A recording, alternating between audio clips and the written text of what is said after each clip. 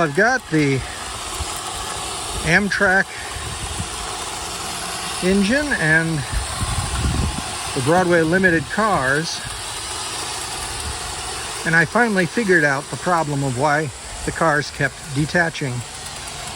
It turned out the trucks on these were attached the old Lionel style,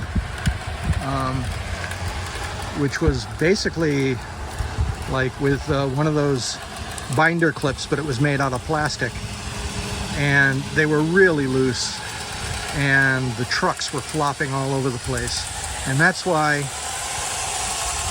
they wouldn't maintain a stable height, or that the couplers would just wobble free. They would just flop off because the cars themselves were very floppy.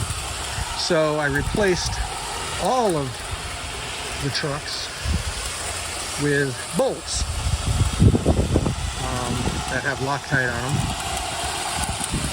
They're not, of course, too tight, because otherwise they wouldn't turn, but they're much more stable. In fact, they're more stable than the engine now.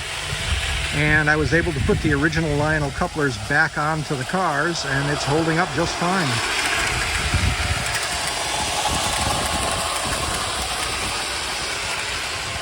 You notice there are only 3. Sam Adams tried to run away, so I had to glue him back in place, and he's drying right now.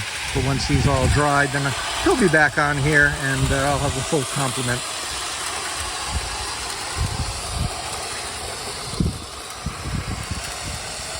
I think what I'll do now that fall is approaching, and we have a little bit of darkness out earlier, I'm going to get the Cedar Point engine on here, and that way, again, I can control the speed a lot better than with this, and the lights on the cars will be a lot brighter.